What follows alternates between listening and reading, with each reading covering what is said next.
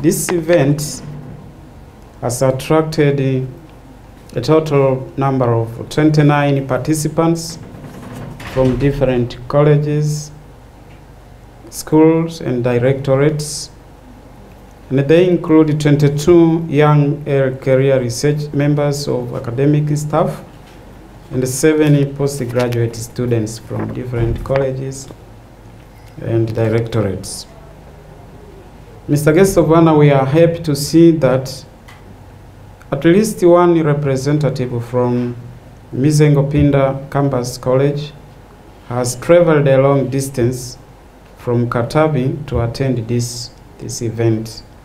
I hope you will categorize other junior staff at the college in Katavi to be able to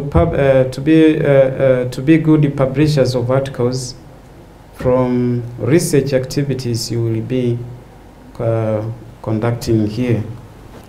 Organizing of this workshop was done diligently, and it is considered attracting participants who have drafted manuscripts so that it is more of a hands-on event rather than theoretical exercise. Number 2, I believe participants will benefit a lot from this event, which is timely for both members of academic staff and students as well.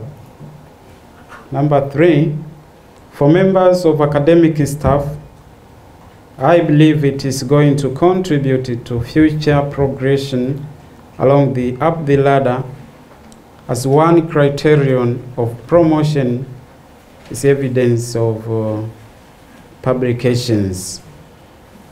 And number 4, on the other hand, for postgraduate students, it is also an important milestone in line with the newly released TCU Students and Guidelines 2019, which demand publications before considered for degree award.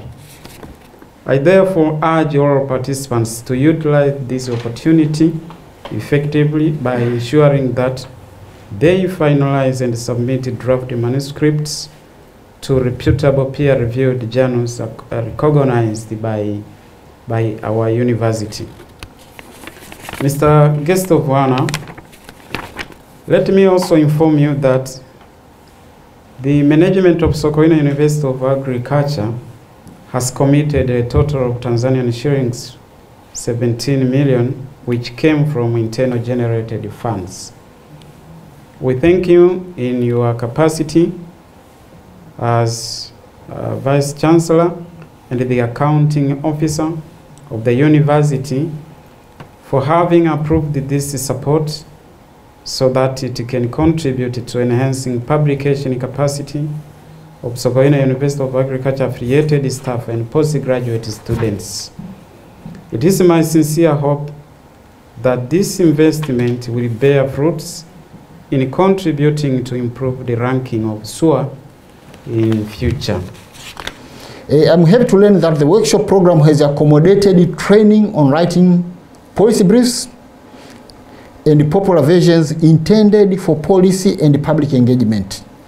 Let me also recognize and commend the organizers for identifying able and skilled resource persons who, after scanning through the program, they have diverse expertise in scientific writing skills. And I would say not only scientific writing skills from this land. That is very relevant because you can be a scientist on a high level, writing to Nature, PLOS ONE, whatever. But if you have not collected the data on this land and be able to publish it, you might not be fully matured for this environment. Yeah, I think the old men will talk more about this. I understand they've worked here and outside. What is easy here and what's difficulty there, they know.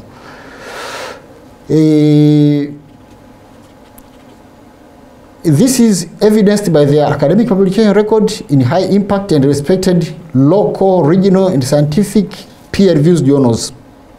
I've mentioned of the Nature, Lancet, PLOS ONE, but this does not by any means underscoring our journals, our local journals, which I would say that they also need healthy publications to grow. And those are the journals which can publish things which are completely relevant to our environment. Whenever I had time, I used to read the Nature and the other big journals, but sometimes what you see published there can be completely irrelevant here. However good and the top-notch cutting-edge science is there, but may not fully address what we need in our country. So I also commend organizers for inviting our own editors-in-chief of SUA-hosted journals, including TAJAS, TVJ, and the TJFNC. These are mouthpieces when it comes to sharing scientific knowledge, which are indexed on Africa Journals Online. The platform used it to share contextually relevant quality research publications from Africa in order to develop solutions to address the continent's challenges in health, education, agriculture, climate change, and underdevelopment. I'm sure the editors will share some of their common mistakes. We will share some to the common mistakes which should be avoided when preparing high-quality manuscripts for publication. Ladies and gentlemen, let you be informed that SUA has consistently been ranking first with respect to conducting high-quality research, which is reflected by its ranking position worldwide, countrywide, and continent-wide. The university ranking results released in July 2020 by Webometrics, SUA made the top-ranked first university in Tanzania with a total number of 98,000, which was followed by University of Dar es Salaam, which had 56,000 citations, and MUHAS, which had almost 10,000 citations. I think we deserve to clap hands for ourselves. Ladies and gentlemen, we are deliberately targeting junior and early career SUA staff so that we can maintain our excellence in research and publications as we continue to lose some of our experienced senior researchers and professors through retirements, transfer to other public and private institutions within and outside the country, and even some natural attrition which takes place to our senior colleagues and the others too. By no means, this program did not intend to ignore all the scientists or professors whose ability, I would say, is unquestionable and fully appreciated by the university. But we also fully understand that senior members have enough competency to compete for big grants, which is left for them, and there are many of them, and I can assure you it is a very pleasant challenge if you go for this, I would say, $500,000 US grant, for example, from Danida. You fight it for 1 year and you lose it. You don't get it. But the discipline you undergo through that, I would say it needs a mature head. And usually they state that they need at least associate professor. And the criteria behind there, I'm sure anybody within 3 years of his PhD will not fit.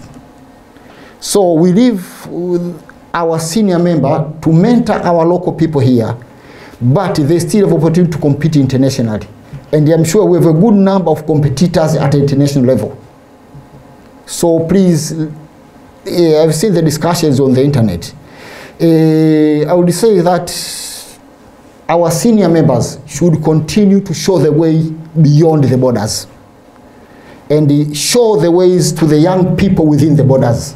We are one and the same scientific community. So we also have the duty to mentor each other. I would say this type of funding is not new in the world. And even at SUA, it has come back. It was there when I started teaching here. It was something like 6 million T shillings by then to get a local grant here to do some small research. The number was not as big as it is now, but it was there. Internationally, I think we have funds like International Foundation for Science. The condition, you should be under 40. Okay, if you're in Africa, they can give you up to 45, depending on the time you get to a PhD. But you must also be a recent PhD graduate to qualify to get that 10,000 or 20,000 US dollars thing by now. I am one of the beneficiaries of IFS. I got 10,000 US dollars 20 years ago. I'm sure the director also was one of the beneficiaries. I know a good number of colleagues who have gone very high now, but they started with the International Foundation for Science and they won the grant. There is an organization of which I'm a board member called AFSCAN. They only give 10,000 US dollars. And the condition is that you should be a junior scientist. It's a very small grant to start with, but I'm sure at the vet college, so far we have got 3 masters done through that type of funding. And you can imagine that's 25,000 T shillings, almost 5 times the research money you can required by the SUA grant. So this is not new, and it's usually good to have a starting point for junior staff, then they can mature into bigger grants. And also not only getting the grants, but also team formation, to form a research team. That's also not a very simple job as you may wish. It's not very mathematical, because having a group of scientists with you, it's not like leading a herd of cattle. They can follow the way you go. But with human beings, there's a lot of dynamics, which you only learn when you are practicing. So this is a very good opportunity for you also to start to do that. If you are mentoring, that's very good. If you are being mentored, please understand you are being mentored. We started the school knowing nothing, and there are people, I would say, they were not as intelligent as you are, but they showed you how to write A, B, C, D, and you are here where you are. I know when you are an adult, sometimes you have a lot of questions about another people. Oh, this one is not as intelligent as me, whatever, bickering, whatever, which a standard 1 student will not do. But you still need to be mentored. So please take this as a golden opportunity which has come into your life. Understanding the importance of continuing to do high quality research, which will be recognized by high quality publications and impact to scientific community, SUA management committed funds to support this training during the financial year 21-22. So this thing is still coming to the next round. We are still committed to this decision, and we will continue to commit financial and human resources to train junior and early career researchers as availability of resources permit. Ladies and gentlemen, the overall aim of training is to equip junior researchers and PG students with scientific writing and publishing skills. It is expected that after attending the workshop, the participants will be able to undertake critical review of scientific papers, write high quality scientific papers, as well as writing policy briefs and popular publications for policy and public engagement. Yeah, in fact, I always like this thing, and I also wanted to ask Kariburibo, next time invite me. At least I may pretend to be a resource person in some aspects.